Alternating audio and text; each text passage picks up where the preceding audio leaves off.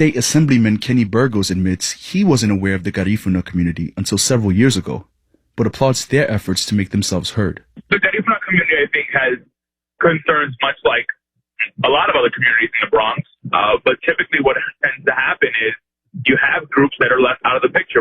Jose Francisco Avila says the reopening of the community center in the Bronx is a big step. I see it as an inflection point. There has been more attention paid to the community, which is why there's more assistance from government officials for the opening of this center. I am encouraged and I am hopeful that we will finally overcome that barrier. Looking ahead, Avila wants the community to focus on gaining political representation. Right now, no one from New York's Garifuna community holds a major political office on the local or federal level. Enrico Denard, WNYC News.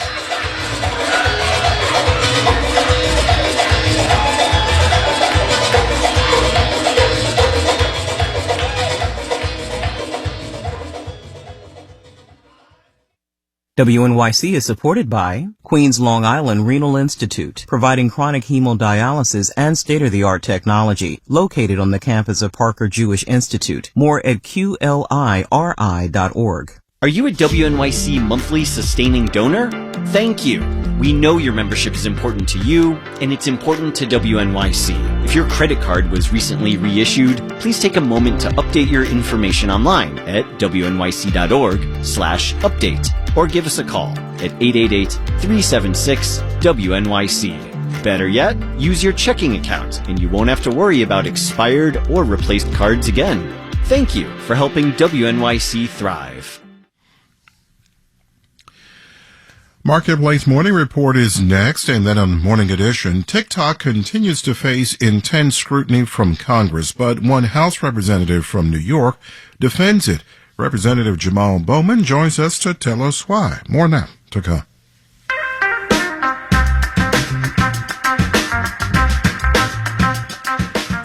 46, looks like it's mostly clear still. Early afternoon rain today and a high of 57. Then tomorrow, slight chance of morning and afternoon showers, partly sunny and 52. Again, 47 with some clouds out there at 6:51.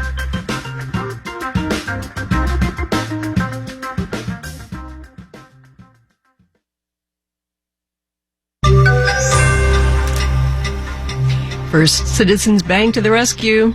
Marketplace Morning Report is supported by Progressive. Progressive Commercial Insurance offers personalized rates and customizable coverages for your business vehicles.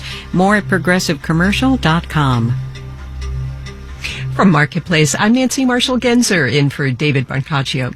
North Carolina-based First Citizens Bank has agreed to take over much of what was once Silicon Valley Bank, which collapsed just over 2 weeks ago. It set off a banking crisis. Marketplace's Nova Safo is here with the details. Hi, Nova. Good morning. So, Nova, walk us through the details of this transaction. Okay, First Citizens Bank purchased about $72 billion worth of loans held by Silicon Valley Bank, and it assumed control of $56 billion in deposits. So that's the total amount of money customers actually have in their accounts at Silicon Valley Bank.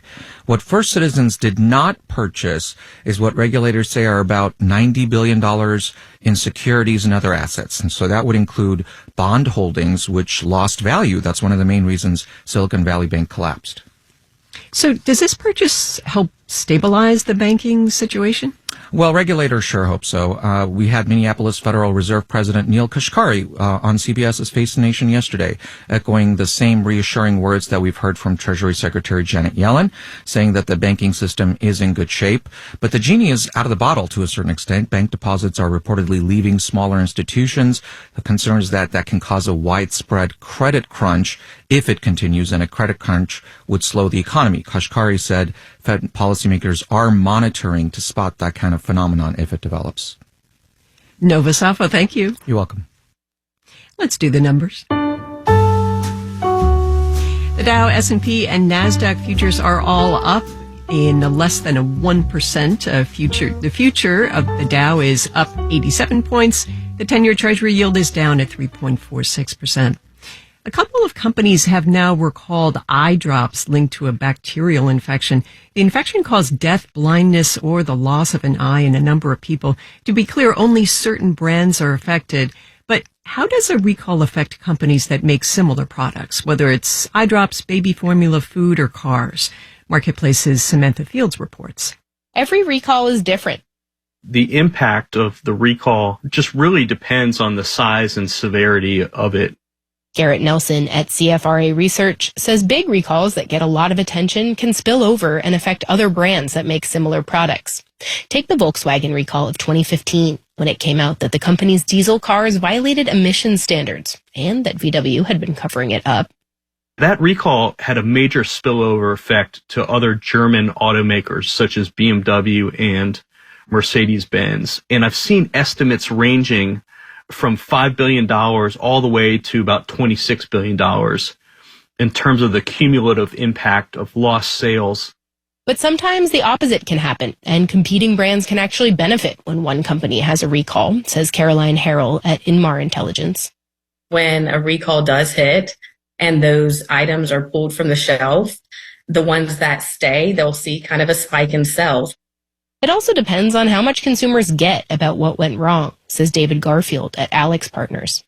If the nature of the recall, the reason for it, and the scope of it is clear, then consumers will understand that and isolate the recall to those brands. But if it's not clear, he says, they're more likely to start worrying about other brands too. I'm Samantha Fields for Marketplace. Over the weekend, Twitter revealed some of its source code had been leaked online. The social media giant is taking legal action to identify the leaker. On Friday, Musk told employees Twitter was worth roughly $20 billion. That's down more than 50% from what he paid for it. Marketplace Morning Report is supported by Baird, dedicated to attracting and retaining talent from across the financial industry, providing stability and continuity for client relationships. More information at BairdDifference.com. Treasury Secretary Janet Yellen made some waves on Capitol Hill this week, talking about the government's decision to cover uninsured deposits after the collapses of Silicon Valley Bank and Signature Bank. On Thursday, Yellen said the department is, quote, prepared to take additional actions if warranted. The bank failures have focused regulators and policymakers on the risk of contagion, and that risk has prompted some small business owners to think about their own bank accounts. Marketplace's Justin Ho reports. The Monday after Signature Bank collapsed a couple weekends ago, staff at LaSalle State Bank in Illinois pulled up a list of their largest depositors. We started making phone calls to them to see if they had any questions that we could address. Chris Duncan is the bank's chief lending officer. To reassure them that our situation is holistically different than the situation of some of the banks that were struggling. Duncan says the message was that the bank still has plenty of deposits on its balance sheet. If we can explain that there really is not anything to fear in the banking industry today, if we can get that message out there, I'm hoping that people's fears of a liquidity crisis will subside.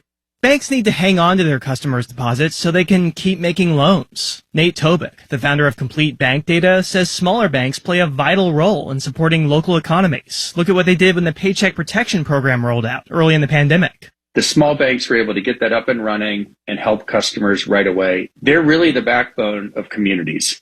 Even so, Tobick says he's planning to open a new account for his business at a bigger institution. He says that's because history has shown that the government's willing to save bigger banks that it considers too big to fail.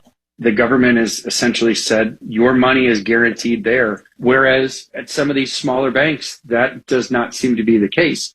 Other business owners say they're sticking with bigger banks because they tend to have more sophisticated technology. Jackie London runs a public health consultancy. Obviously, having an app that's really easily accessible, it's very easy to log in. I'm able to see how much money is in there, in which accounts.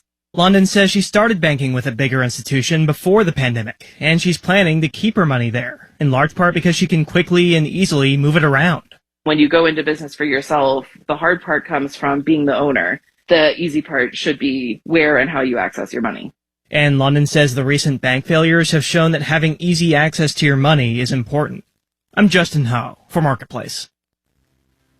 The General Counsel of the National Labor Relations Board issued a memo last week. The memo was clarifying the scope of a February ruling The new rule says that all non-disparagement clauses in severance agreements are now null and void.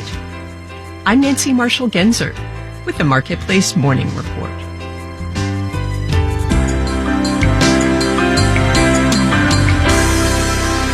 From APM, American Public Media. WNYC supporters include New York Blood Center. Every 2 seconds, someone needs blood. Donating takes less than an hour of time, and up to 3 lives can be saved. Appointment information and more is available at nybc.org. On the next All of It, join Allison Stewart for a listening party with McGarry.